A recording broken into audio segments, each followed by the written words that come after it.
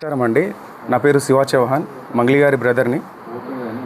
గత 30 రోజులుగా ఏదైతే మా పైన ఆరోపణలు వస్తున్నాయో దాని గురించి మాట్లాడడానికి వచ్చిన ఈరోజు. ప్రతి సంవత్సరం సీతారాముల వారి కళ్యాణం కావచ్చు, ఏదైనా కూడా మేము కట్టించిన ఆంజనేయ స్వామి దేవాలయం ఏదైతే ఉందో దాని పరంగా నేను ఎవ్రీ ఇయర్ 1 మంత్ ముందే వెళ్ళి నేను టెంపుల్స్ విజిట్ చేయడం జరుగుతుంది. నా ఇన్స్టాగ్రామ్ చూసుకుంటే మీరు గత 10 సంవత్సరాలుగా నా ఇన్స్టాగ్రామ్ లిస్టు మొత్తం కూడా దేవాదాయ టెంపుల్స్కి వాటికి మాత్రమే వెళ్తూ ఉంటాను. నేను టెంపుల్స్కి ధనుష్కోటి, రామేశ్వరం అలాంటి టెంపుల్స్కి వెళ్తూ ఉండడం జరుగుతుంది. మీరు కావాల్సింటే చెక్ చేసుకోవచ్చు. అయితే ఈ ఏదైతే నా మీద ఆరోపణలు వస్తున్నాయో, మా అక్క మీద నా మీద ఆరోపణలు వస్తున్నాయో దాని గురించి చెప్పడానికి వచ్చిన. ఈ ఫోటో గురించి చాలామందికి చాలా డౌట్లు రకరకాలుగా వస్తున్నాయి. మా మీద నింద మోపడానికి చాలా కుట్ర పన్నుతున్నారు. అది ఎవరున్నారు దీని వెనకాల ఏంటి అనేది ఇంతవరకు మాకు కూడా అర్థం కాని పరిస్థితిలో ఉన్నాం మేము. ఇది కలిసింది ఒక ఎమ్మెల్యే ప్రోగ్రాంలో భాగంగా మమ్మల్ని ఇన్వైట్ చేసిన తర్వాత, ఆ ప్రోగ్రామ్ని అటెండ్ అయిన తర్వాత ఎవరైతే మధు వచ్చిండో దానికి సంబంధించిన ఫోటో ఇది వచ్చి తీసుకెళ్ళడం జరిగింది. దీనికి ముందు మా సిస్టర్ ఎవరైతే మంగ్లీ గారు ఉన్నారో ఆమె పరిచయం ఎలా స్టార్ట్ అయిందో చెప్తా ఈరోజు. ఆమె ఏప్రిల్ ఎండింగ్లో ఒక తబలారస ఒక పబ్ ఉందో ఆ పబ్లో ప్రోగ్రామ్ చేస్తుండగా ఈ హేమాకాంత్ రెడ్డి సంబంధించిన వాళ్ళు ఎవరైతే మధు రామావత్ అండ్ మన అభిషేక్ అనే పర్సన్స్ ఇద్దరు వాళ్ళతో పాటు ఉన్న వాళ్ళిద్దరూ వచ్చి అక్కడిని అప్రోచ్ అవ్వడం జరిగింది. సో ఏదైతే తీజ్ ఫెస్టివల్ కోసం అని చెప్పేసి అప్రోచ్ అయ్యారు మాకు. నేను ఆ ప్రోగ్రామ్కి అటెండ్ అవ్వలేదు, మా అక్కకు మాత్రమే అప్రోచ్ అయ్యారు వీళ్ళు. సో తీజ్ ఫెస్టివల్ కోసం అని చెప్పేసి వాళ్ళు రావడంతో మా అక్కని అడగడంతో నా నంబర్ ఇవ్వడం జరిగింది ఆమె. మా బ్రదర్ ఏదైనా కూడా మా బ్రదరే హ్యాండిల్ చేస్తాడు, మా బ్రదరే దీని గురించి మొత్తం మాట్లాడతాడు, ప్రోగ్రామ్స్ గురించి మొత్తం మా బ్రదర్కి కాంటాక్ట్ అవ్వండి అన్న విషయంలో నా నంబర్ ఇవ్వడం జరిగింది. నెక్స్ట్ 1-2 డేస్ తర్వాత కాల్ చేసి, అన్న ఇది పరిస్థితి, అక్క దగ్గర నంబర్ తీసుకున్నామని చెప్పేసి వీళ్ళు నన్ను కాల్ చేసి ఇట్లా అడిగారు. తీజ్ ఫెస్టివల్ ఉందన్న, మంత్స్ ఉంది కదా, దానికి ఇంకా టైం ఉంది, ఆ టైం తర్వాత అప్పుడు చూద్దాంలేండి, కొన్ని ఇంపార్టెంట్ కాల్స్ వస్తుంటాయి, మీటింగ్స్ ఉంటాయి, సో వాటికి వెళ్ళాల్సి వస్తుందని చెప్పేసి నేను చెప్పడం జరిగింది. సో దాని తర్వాత ఈ ప్రోగ్రాం రావడంతో ఆ ఎమ్మెల్యే ప్రోగ్రాం అయిపోయిన తర్వాత, అన్న ఈ ఎమ్మెల్యే ప్రోగ్రాము మా ఈవెంట్ మా విలేజ్ పక్కనే ఉంటుంది, సో ఆ విలేజ్ పక్కనే మా విలేజ్ ఉంది కాబట్టి ఏదైతే ఆ ప్రోగ్రాం తర్వాత ఈయన వచ్చి మా దగ్గరకు వచ్చి, మా విలేజ్ పక్కనే ఉంటుందన్న, వచ్చి మా దగ్గర భోంచేసి వెళ్ళండి ప్లీజ్, దయచేసి రావాల్సిందే కోరుతున్నామని చెప్పేసి, అక్క అంటే మాకు చాలా అభిమానము, ఇష్టము, మా విలేజ్కి వస్తే బాగుంటుందని చెప్పేసి సో పిలిచి మమ్మల్ని ఇన్వైట్ చేసి వెళ్ళడం జరిగింది. ఎందుకు వెళ్ళామంటే ఆ టైంలో చాలా ఓవర్ టైం అయిపోయింది, 12 o'clock అయిపోయింది. ఆ 12 o'clock తర్వాత ఈయన వచ్చి నేను డిన్నర్ అరేంజ్ చేసిన రండి అని చెప్పేసి పిలవడంతో, మా కమ్యూనిటీ కదా అని చెప్పేసి ఆ ఉద్దేశంతో ప్రోగ్రామ్స్ ఉన్నాయని చెప్పి మమ్మల్ని పిలవడంతో మేము వెళ్ళడం జరిగింది. వెళ్తే అక్కడ, అక్క నీ ఫోటో నేను కన్స్ట్రక్షన్లో ఉంది ఇల్లు, ఆ ఫోటో నేను తీసుకుంటాక గుర్తుగా ఈ ఇంటి ఓపెనింగ్కి నేను పిలుస్తా మిమ్మల్ని, ఈ ఇంటి ఓపెనింగ్కి మేము పిలుస్తా, అప్పటికి నేను ఫ్రేమ్ కట్టించుకుంటా అక్క మా ఇంట్లో, నాకు గుర్తుగా ఉంటుంది అని చెప్పేసి మేము డిన్నర్ చేసిన తర్వాత కింద దిగిన ఫోటో ఇది. మా టీం ఏదైతే ఉందో ఆ టీంతో సహా ఒక 15 members వరకు వెళ్ళినాం మేము. ఓకే, సో దీని తర్వాత ఇది అక్కడిది ఫోటో. ఈ ఈవెంట్ ఏదైతే జరిగిందో, ఈ వెంచర్ ఓపెనింగ్, ఇది వెంచర్ మేము రియల్ ఎస్టేట్ వెంచర్ ఇది చేస్తామని చెప్పేసి చేసారు. దీని గురించి మాట్లాడాలి ఈరోజు. నేను ఈ వెంచర్ ఆఫీస్కి ఓపెనింగ్కి ఎందుకు వెళ్ళడం జరిగిందంటే, నాకు కాల్ చేయడం జరిగింది, అన్న అక్కకి మేము ఇన్వైట్ చేద్దాం అనుకుంటున్నాము, మేము ఈ రియల్ ఎస్టేట్ ఆఫీస్ ఓపెనింగ్కి అక్కకి ఇన్వైట్ చేద్దాం అనుకుంటున్నాము, సో అక్క రావాలన్నా అని చెప్పేసి నన్ను పిలిచిరు, అంటే నాకు అప్రోచ్ అయ్యారు. లేదన్నా ఈ వెంచర్ ఓపెన్లకి అక్క రాదు, ఎక్కడ కూడా మీరు చూసిండొచ్చు, ఎక్కడ కూడా అక్క ఈ వెంచర్ ఓపెనింగ్లకి దీనికి వెళ్ళదు అని చెప్పేసి అంటే, లేదన్నా కంపల్సరీ రావాలి, ఎట్లన్నా రావాలన్నా అంటే, లేదు అని చెప్పేసి అక్కను కూడా అప్రోచ్ అయ్యారు, అక్క మీరు కంపల్సరీ రావాలక్క దీనికి అని చెప్పేసి. సో అక్క నేను ఇలాంటి వాటికి రాండ్రా, ఏమన్నా ఉన్నా కూడా సరేలే తర్వాత మాట్లాడదాంలే అని చెప్పేసి లైట్ తీసుకుంది. మళ్ళీ ఫాలోఅప్ చేసుకొని అక్క రావాలక్క అని చెప్పేసి జూన్ 9న ఇది జూన్ 9న చేసుకున్న ఒక ఈ ఆఫీస్ ఓపెనింగ్కి నన్ను ఇన్వైట్ చేయడం జరిగింది. అంటే నువ్వన్నా రా అన్న, మాకు కొంచెం హెల్ప్ఫుల్ ఉంటుంది, నా బిజినెస్కి కొంచెం గ్రోత్ ఉంటుంది, నువ్వు వస్తే నేను కొంచెం చెప్పుకుంటా అన్నట్టు నన్ను పిలవడం జరిగింది. ఆ రోజు నాకు ఫీవర్లో కూడా నేను కార్ పంపిస్తా అన్నా నీకు అని చెప్పేసి అంటే, నేను రాలేను నాకు ఫీవర్గా ఉందంటే నేను కార్ పంపిస్తా అన్నాడు. కార్ పంపించి నన్ను తీసుకెళ్ళి అక్కడ ఆఫీస్లో ఈ ఫోటోలు దిగడం జరిగింది. అక్కడ ఎవరెవరు ఉన్నారు, ఎక్కడి నుంచి వచ్చారు, వాళ్ళంతా ఏంటి అని చెప్పేసి నాకు తెలియదు. ఓన్లీ అది ఒక జిఎన్ఐ ఆఫీస్, ఏదో జిఎన్ ఆఫీస్ అని చెప్పేసి ఓపెనింగ్కి మాత్రమే పిలిచిరు నన్ను జూన్ 9న. అక్కడ ఫొటోస్ దిగినాం, అంతా అయిపోయింది. దాని తర్వాత ఈవినింగ్ టైంలో నేను రిటర్న్ రావాలి అనుకొని, నాకు తొందరగా వెళ్ళాలి, నేను జూన్ 10న అక్క బర్త్డే ఉంది కాబట్టి రేపు నాకు బర్త్డే ఉంది అక్కది, ఆ పనులన్నీ నేను చూసుకోవాలా, పైగా నాకు ఫీవర్ ఉంది, నాకు చాలా ఇదిగా ఉంది, వెళ్ళాలి అంటే సరే అని చెప్పేసి ముగ్గురు వ్యక్తులతో నన్ను డ్రాప్ చేయడం జరిగింది. వీళ్ళు కూడా వచ్చారు ఆ రోజు జూన్ 9న నైట్ టైంలో. చాలా లేట్ అవ్వడం జరిగింది ఆ రోజు ఈవినింగ్, లాంగ్ కాబట్టి మేము ఉండే ఏరియా నుంచి వీళ్ళ ఏరియాకి, మల్లేపల్లి గ్రామానికి, సో ఈ ఆఫీస్కి. సో వీళ్ళు ఎవరైతే నా మీద ఈ పర్సన్ ఎవరైతే నా మీద మొన్న చెప్పడం జరిగింది, వీళ్ళు ఎవరో కూడా నాకు తెలియదు, జస్ట్ డ్రైవర్లుగా వచ్చిర్రు, వెనకాల నన్ను వదలడానికి వచ్చిర్రు. వీళ్ళు వచ్చి నా దగ్గర ఫోటో తీసుకున్న ఫోటో ఇది, మా ఇల్లు బ్యాక్గ్రౌండ్లో, ఇది మా ఇల్లు బ్యాక్గ్రౌండ్, ఇక్కడ ఆఫీస్, ఏదో బ్యాక్గ్రౌండ్లో ఒక ఆఫీస్ ఉంటుంది. సో ఇంటి దగ్గర దిగిన ఫోటోని ఈరోజు ఇన్ని లక్షలు ఇచ్చాము, అన్ని లక్షలు ఇచ్చాము అని చెప్పేసి అబద్ధాల ప్రచారం చేస్తున్నారు ఈరోజు. సో దయచేసి గమనించాలి మీరు, ఇది అక్కడ జరిగిన విషయం. దాని తర్వాత మేలో ఏదైతే ఎమ్మెల్యే ఫంక్షన్ తర్వాత మేలో మేము ఆ ఇంటికి వెళ్ళి వచ్చిన తర్వాత ఒక 10-15 డేస్ తర్వాత నాకు కాల్ చేసి, అన్న ఆఫీస్ ఓపెనింగ్ అని చెప్పేసి ఏదైతే చెప్పిండో ఆయన, ఆఫీస్ ఓపెనింగ్కి వెళ్ళడం జరిగింది నేను. ఓకే, ఆఫీస్ ఓపెనింగ్కి వెళ్ళక ముందే నాకు ఆఫీస్ వెంచర్ ఇట్లా మేము ఇది చేస్తున్నామన్నా, మాకు రియల్ ఎస్టేట్ ఆఫీస్ ఇట్లా పెట్టాలనుకుంటున్నాము, సిటీలో పెట్టాలనుకుంటున్నాము, సిటీలో ప్లస్ మేము మల్లేపల్లి దీంట్లో కూడా పెట్టాము, దానికి కంపల్సరీ అక్కని ఇన్వైట్ చేస్తామని చెప్పేసి ఏదైతే ఈ ఆఫీస్కి నన్ను ఇన్వైట్ చేసిరో దానికి ముందే విషయం ఎక్కడ వీళ్ళ పరిచయం మాకు గట్టిగా ఏర్పడింది ఎక్కడ అంటే, ఈ ఆఫీస్కి ముందు నాతో మాట్లాడేటప్పుడు అన్న ఆఫీస్ వెంచర్ ఓపెనింగ్ అని చెప్పేసి మేము ఆ సంబంధించిన ఈ ఏదైతే ఆఫీస్ ఉందో రియల్ ఎస్టేట్ ఆఫీసు, ఇదే ఆఫీసు హైదరాబాద్లో కూడా ఓపెన్ చేద్దాం అనుకుంటున్నామని చెప్పేసి ముందే చెప్పారు నాకు. దీనికి రావాలి మీ అక్క, లేదంటే అక్కడ హైదరాబాద్లో అన్న రావాలి అని చెప్పేసి అన్నారు. సో అలా అనడంతో నేను మా ఆఫీస్ ఏదైతే ఆఫీస్ పర్పస్ పెట్టుకుంటామన్న దాని మీద వాసవి అని చెప్పేసి మా ఫ్లాట్ ఉంటుంది, ఆ ఫ్లాట్ని అమ్మడానికి అని చెప్పేసి మేము ఎప్పటి నుంచో సేల్లో పెట్టినాం, అది 1 year బిఫోర్.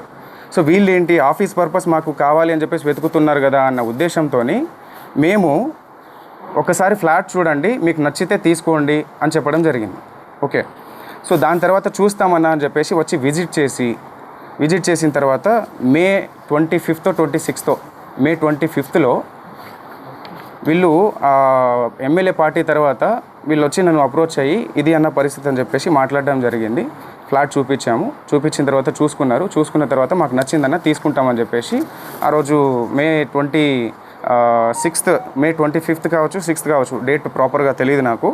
సో ఆ టైంలో వీళ్ళు వచ్చి మీ ఫ్లాట్ తీసుకుంటామని చెప్పేసి సమ్ అమౌంట్ అడ్వాన్స్గా మాకు పంపించడం జరిగింది. అక్కడ జరిగిన ఏదైతే అటాచ్మెంట్ మా ఫ్లాట్ సేల్ చేయాలని చెప్పేసి మేము అనుకున్న దాని తర్వాతనే ఈ అటాచ్మెంట్ నాకు మధుకి ఏర్పడింది. అక్కకి ఎలాంటి సంబంధం లేదు, అక్క ఫోటో ఒకటి మాత్రమే ఉంటుంది, అది కూడా ఇక్కడ బర్త్డే ఫంక్షన్లో కూడా కలవలేదు, తర్వాత ఏదో. ఓకే, సో ఆ వాసవి ఏదైతే ఉందో ఆ వాసవిలో ఉన్న అగ్రిమెంట్ పరంగా మాత్రమే మాకు పరిచయం, అంతవరకు మాత్రమే. వీళ్ళు జూన్ 9న వాళ్ళ ఆఫీస్కి వెళ్ళి రిటర్న్ అయిన తర్వాత జూన్ 10th నేను కూడా వస్తా అన్నా అంటే సర్లే అన్న చూద్దాంలే అని చెప్పేసి చెప్పడం జరిగింది. జూన్ 10th ఏదైతే బర్త్డే పార్టీలో వాళ్ళు కనిపించారో ఆ విజువల్స్ అది కూడా 12 o'clock వచ్చారు వాళ్ళు. 12 o'clock వచ్చిన తర్వాత ఎస్ఓటీ ఎవరైతే వచ్చారో దాని తర్వాత వాళ్ళు వెళ్ళిపోయారు, కలవలేదు, ఫోటోలు కూడా తీసుకోలేదు ఆ రోజైతే. దాని తర్వాత హేమకాంత్ రెడ్డి గురించి చెప్పాలి నేను. శివ కూడా తెలియదు అక్కడ పోయింది, సస్పెన్స్లో పోతున్నారని చెప్పేసి అనమాట. తర్వాత అసలు డబ్బులు ఎందుకు ఇచ్చారు ఫస్ట్? ఏ సార్ ఇప్పుడు ఆయన ఆ కేసులలో ఆ ఎఫ్ఐఆర్ ఫైల్ అయిన దాంట్లో మా పేర్లు నా పేరు కావచ్చు, మా అక్క పేరు కావచ్చు, ఎక్కడ కూడా మా పేర్లు లేవు. మేము ఎక్కడ తప్పు చేసినట్టు మీరు ఎక్కడైనా నిరూపించండి, మేము కంపల్సరీగా ఎక్కడైనా రావడానికి సిద్ధంగా ఉన్నాం. బాధితుల పక్షాన మేము నిలబడడానికి సిద్ధంగా ఉన్నాము. కంపల్సరీగా ఇదైతే గట్టిగా చెప్తా. ఆ ఆంజనేయ స్వామి మీద ఒట్టేసి చెప్తున్నా, మా బంజారా కుల దైవమైనటువంటి సేవాలాల్ సాక్షిగా చెప్తున్నా, తుల్జా భవాని మా అమ్మవారు, తుల్జా భవాని అమ్మవారి పైన అమ్మవారి పైన ఒట్టేసి చెప్తున్నా, మాకు ఈ మైక్రో ఫైనాన్స్ స్కామ్కి ఎటువంటి సంబంధం లేదు. దయచేసి గమనించగలరని చెప్పేసి కోరుకుంటున్నా. అండ్ ఇంకో విషయం ఏంటంటే, బండి శివ అనే వ్యక్తి వేరు, శివా చౌహాన్ అనే వ్యక్తి వేరు. శివా చౌహాన్ నేను. ఈ బండి శివ అనే పేరుని తీసుకొచ్చి శివా చౌహాన్ అని చెప్పేసి మొత్తం ఈ ట్రోల్స్ ఎందుకు జరుగుతున్నాయో మాకు అర్థం కావట్లేదు. ప్రతి వీడియో పోయినా మా అక్క ఫోటో పెట్టి ఇది చేస్తున్నారు. ప్రధాన నిందితున్న నేనని చెప్పేసి వచ్చిన ఆరోపణ ఏదైతే ఉందో ఈరోజు మంగ్లీ పైన అటాక్గా మారిపోయింది. దీని వెనకాల ఎవరున్నారు ఏంటి అని చెప్పేసి వాస్తవాలు ముందు అది తెలియాల్సిన విషయం. అది డిపార్ట్మెంట్ ముందు పెడుతుంది. ప్రతి ఒక్కరిని శిక్షించాలి, బాధితులకి న్యాయం జరగాలని చెప్పేసి కోరుకుంటున్నాను. 14 ఏళ్ళుగా ఒక్కొక్క మెట్టు ధర్మంగా, ఒక్కొక్క మెట్టు ప్రతి పాట ఒక శక్తిలాగా వచ్చే ఒక పాటని ఆమె ముందుకు తీసుకొస్తూ జనాల్ని అంత ఇదిగా తీసుకొస్తూ అంత ధర్మంగా ప్రతిదీ అంత ముందుకు తీసుకొస్తున్నప్పుడు అలాంటి ఒక్కొక్క మెట్టు పవిత్రంగా ఎక్కిన మెట్టుని బదనం చేయడానికి వీళ్ళు ప్రయత్నిస్తున్నారంటే ఎందుకు ఆరోగ్యంగా మాట్లాడదండి? నా ఏ తప్పు లేదు, నా తప్పు లేదని చెప్పేసి ఎందుకు చెప్పకుండా ఉంటుంది? ఆమె సైలెంట్గా ఎందుకు ఉండాలి? మీరు అడిగిన ఏదైతే అవి డబ్బులు ఏవైతే అడిగారో అని చెప్పేసి నాకు ఇట్లా అని చెప్పేసి ఎందుకు మేము ఏదైనా లీగల్గా వెళ్తున్నాం. ఇంతవరకు రాకుండా ఉండడానికి కారణం కూడా అదే. ఈరోజు మమ్మల్ని బదనం చేయాలన్న ఆ ఉద్దేశంతో మీరు ఇంత కుట్ర పన్నుతున్నారే, మీ వెనకాల ఎవరున్నారు? అవన్నీ జరగాల్సిన రీతిలో జరుగుతుంది. ఇవన్నీ మొత్తం క్లీన్ చీట్ వచ్చిన తర్వాత డిపార్ట్మెంట్ పరంగా మేము ఎలా లీగల్గా ఎవరి మీద చర్యలు తీసుకోవాలనేది కూడా తప్పకుండా తీసుకుంటాం. దీంట్లో ఎవరిని వదిలేదైతే లేదు. సో ఇది. అండ్ మీరు ఏదైనా క్వశ్చన్ వేయాలనుకుంటే కూడా వేయచ్చు, తప్పకుండా నేను సమాధానం ఇస్తారు. ఇది ముందు సో వీళ్ళు మమ్మల్ని ఏప్రిల్లో ఒక పబ్లో అక్కని కలిసి నా నంబర్ తీసుకొని ఇట్లా ప్రోగ్రామ్ ఉంది అన్న, ఇట్లా రావాలి, అక్క రావాలి, ఇట్లా ఉంది, మా దగ్గర డబ్బులు చాలా ఉన్నాయి, సో మేము ఎంతైనా ఇస్తాము, అక్క మాత్రం కంపల్సరీ రావాలన్న ఉద్దేశంతో పిలిచారు. సరే చూద్దామన్న అన్న ఉద్దేశంతో చెప్పినాను. తర్వాత వెంటనే ఒక 1 మంత్ తర్వాత ఈ మన ఎమ్మెల్యే ప్రోగ్రామ్ జరిగింది. ఆ ఎమ్మెల్యే ప్రోగ్రాంలో వీళ్ళు నా పక్కనే ఉంది మా విలేజ్, అక్కడ మిర్యాలగూడ నుంచి పక్కనే మాకు. సో మీరు రావాల్సిందే అన్న కంపల్సరీగా, డిన్నర్ అరేంజ్ చేసిన నేను, అక్కని తీసుకురా అన్న, అది ఇది అని చెప్పేసి వాళ్ళు రిక్వెస్ట్ చేసి, దాని తర్వాత కూడా అక్క ప్లీజ్ అక్క ఒక్కసారి రాక, నాకు కొంచెం హెల్ప్ఫుల్గా ఉంటుంది అక్క, నువ్వు వస్తే నాకు బిజినెస్ కొంచెం నాకు రన్ అవుతుంది అక్క అన్న ఉద్దేశంతో పిలిచారు. సో సర్లే అని చెప్పేసి ఎలాగో ప్రోగ్రామ్ వీళ్ళు ఇస్తారు కదా అన్న ఉద్దేశంతో దారిలోనే వెళ్తాం. అక్క ఆ దారి నుంచి ఇట్లా ఆ దారిలో వెళ్ళే దారిలోనే మా ఇల్లు ఉంటుంది. సో ఆ ఇల్లు ఏదైతే ఉందో అది కన్స్ట్రక్షన్లో ఉంది కాబట్టి అది వెళ్ళడం జరిగింది. మేము డిన్నర్ అని చెప్పేసి చెప్పిండు కదా అని మా టీంతో వెళ్ళాం. మా టీంతో వెళ్ళి మేము డిన్నర్ చేసాం. అక్కడ అందరు చేసి కింద వచ్చిన తర్వాత అక్క గుర్తుగా ఉంటుంది అన్న ఉద్దేశంతో ఒక ఫోటో దిగిరు వాళ్ళు. తర్వాత మేము కలిసిండేది ఇట్లా ఆఫీస్ పర్పస్ అని చెప్పేసి ఓపెనింగ్ చేసుకోవాలని చెప్పేసి ఇక్కడ హైదరాబాద్లో కూడా ఒక ఆఫీస్ కావాలి మాకు అని చెప్పేసి చెప్పడంతో, సరే ఫ్లాట్ ఉంది మీరు చూడండి ఒకసారి, మీకు నచ్చితే తీసుకోండి అని చెప్పడం జరిగింది. నేను సో చూసిరు వాళ్ళు, చూసిన తర్వాత నచ్చిందని చెప్పేసి అగ్రిమెంట్ చేసుకున్నాము. అంతా ఓకే, అంతవరకు ట్రాన్స్ఫర్ చేసిరు. దాని తర్వాత అది అప్పటి నుంచి ఏర్పడిన పరిచయం ఇది. ఆ ఉద్దేశంతోనే నేను కూడా వాళ్ళ ఆఫీస్కి వెళ్ళడం జరిగింది. అక్కని పిలిస్తే లేదు అని చెప్పేసి నేను వెళ్ళడం జరిగింది. నేను రాలేను, కావాలంటే తమ్ముని తీసుకెళ్ళాలంటే నేను వెళ్ళిన. సో వెళ్ళిన తర్వాత ఈ ఆఫీస్లో ఎవరెవరైతే ఉన్నారో మనకు తెలియని వాళ్ళంతా. సో మధు అనేటోడు పిలిచిండు కాబట్టి అక్కడ వరకు నేను నార్మల్గా వెళ్ళి ఫోటో దిగేసి వచ్చేసిన. ఆయనే కారు పంపించిండు, ఆయన్ని రిటర్న్ నన్ను డ్రాప్ చేసిండు. నాతో పాటు ఇద్దరు వచ్చిర్రు, ఏవైతే నా మీద ఆరోపణలు చేస్తున్నారో, ఇట్లా డబ్బులు ఇచ్చిన, సమ్ అమౌంట్ ఇచ్చిన, క్యాష్ ఇచ్చిన అని చెప్పేసి, అవన్నీ అవాస్తవాలు. ఏమైనా ఉంటే బయట పెట్టండి, తప్పకుండా నేను దానికి ఎక్స్ప్లెనేషన్ ఇస్తాను. డిపార్ట్మెంట్ ఉంది, చట్టాలు ఉన్నాయి, తప్పకుండా దానికి ఒక ప్రాసెస్ అనేది ఉంటుంది. ఆ ప్రాసెస్లో అనేది వెళ్దామని చెప్పేసి మేము లీగల్గా వెళ్ళాలని ఇంతవరకు ముందుకు రాలేదు. సో దయచేసి మీరు గమనించగలరని చెప్పేసి అనుకుంటున్నాను. దాని తర్వాత ఏదైతే ఫ్లాట్ సేల్కి అని చెప్పేసి వచ్చిన తర్వాత జస్ట్ 2-3 మంత్స్ మాత్రమే వీళ్ళు మన దగ్గర ఉండడం జరిగింది. ఆ 2-3 మంత్స్లో కావాల్సిన ఆ ప్రూఫ్స్ అన్నీ మన దగ్గర ఉన్నాయి. రెంట్ ఉంటా అని చెప్పేసి ఆ కీస్ ఏదైతే ఉందో రెంట్ ఉంటాం, కావాలంటే రెంట్ డబ్బులు ఇస్తానక్క, కొన్ని మీటింగ్స్ పర్పస్ అని చెప్పేసి మాకు ఉంటుంది, మీటింగ్స్ ఉన్నాయి. ఆ మీటింగ్స్కి కొంతమంది వస్తూ ఉంటారు. సో నాకు కీస్ కావాలని చెప్పేసి కీస్ తీసుకోవడం జరిగింది. రెంట్ కూడా ఆయన నాకు రెంట్ పే చేస్తాను అని చెప్పేసి కూడా చెప్పడం జరిగింది. దానికి సంబంధించి అన్ని మాకు ప్రూఫ్స్ ఉన్నాయి. సో తప్పకుండా మేము మా పైన వెరిఫికేషన్ వచ్చినప్పుడు మేము తప్పకుండా దాన్ని ఎక్స్ప్లెనేషన్ ఇచ్చుకుంటాము. సో ఇంకో విషయం ఏంటంటే వీళ్ళు ఎవరైతే ఉన్నారో హేమాకాంత్ రెడ్డి వాళ్ళు ఎవరైతే నా ప్రమేయం లేకుండా మా ఊరికి వచ్చి నన్ను తీసుకెళ్ళి అదంతా ఫ్యాక్టరీ కావచ్చు, ఆ టెంపుల్కి నేను వెళ్ళే టెంపుల్ దారిలో నేను వెళ్తున్నా కదా, ఎలాగో మేము తీసుకెళ్తామని చెప్పేసి ఫ్యాక్టరీ కోసం వచ్చి ఫ్యాక్టరీని చూపించి నేను టెంపుల్ చూసేసినాము. దాని తర్వాత మైనింగ్ ఏదైతే ఉందో ఆ బేతంచెర్లలో మైనింగ్ కూడా చూపించారు వీళ్ళు. సో దాంతో ఫోటో తీసుకున్నారు వాళ్ళు. మా పేర్లు కూడా ఎక్కడ వాడి డబ్బులు తీసుకున్నది కూడా మీరు హేమాకాంత్ రెడ్డి చెప్పినట్టుగా ఎక్కడ కూడా తీసుకున్నట్టు లేదు. అంటే వాళ్ళకి ముందే మేము డబ్బులు ఇచ్చేసినామంటారు. సో వాళ్ళ ముందే డబ్బులు ఇచ్చేసినామన్నప్పుడు మా పేర్లు చెప్పి ఎక్కడ వసూలు చేశారు? ఇవన్నీ అవాస్తవాలు. మా మీద ఏదో కుట్ర జరుగుతుంది, చాలా పెద్ద మొత్తంలో కుట్ర జరుగుతుంది. మా మొత్తం ఏదైతే ఉందో ఈ కుట్ర వెనకాల ఇది వాస్తవాలన్నీ బయట పెట్టాలని చెప్పేసి పోలీస్ శాఖ కోరుతున్నాను.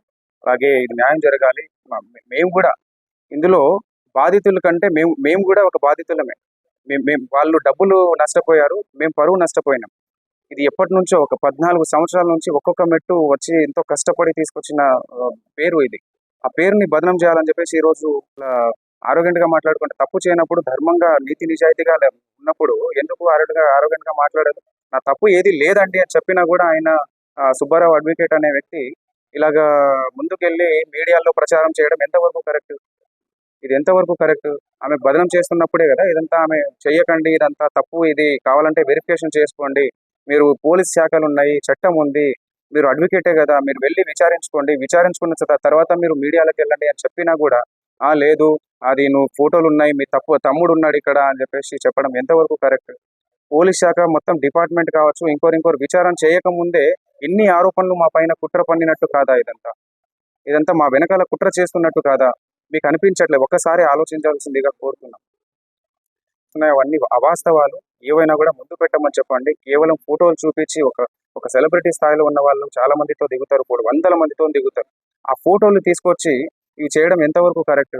ఒక్క ఆధారం కూడా ఈ 100 FIRలు అయిన దాంట్లో ఒక్క పేరు కూడా మా పేరు లేదు, ఒక్క కేసులో కూడా మా పేరు లేదు.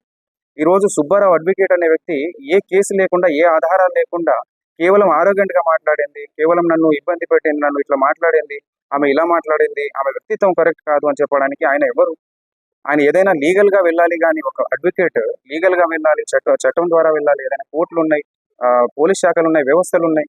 ఎందుకు ఇవన్నీ ఈ ప్రాసెస్లో మీడియాలో ఇప్పటికీ స్టిల్ ఈ రోజు కూడా ఆయన వెళ్ళి మీడియాలో ప్రచారం చేయడం జరుగుతుంది. సో ఇవన్నీ మా మీద కుట్ర జరుగుతున్న ప్రాసెస్ అది. సో ఇది జనాలు గుర్తించాల్సిందిగా కోరుతున్నాము. దయచేసి మీడియా మిత్రులు కూడా నేను చెప్పడం ఒకటే, అందరికీ మీరే వాస్తవాలు మీరే బయట పెట్టాలి. సో ఇది కంపల్సరీగా ఇది అయిపోయిన తర్వాత, క్లీన్ షీట్ వచ్చిన తర్వాత, మా తప్పు ఏది లేదు అని చెప్పేసి తెలిసిన తర్వాత దీని మీద తప్పకుండా యాక్షన్ తీసుకుంటాం. ఎవరెవరైతే మా పేరుని నష్టం కలిగించారో తప్పకుండా మేము దానిపైన చర్యలు తీసుకుంటాం. ఇలాంటి మరిన్ని వీడియోల కోసం మా యూట్యూబ్ ఛానల్ను లైక్ చేసి సబ్స్క్రైబ్ చేసుకోండి.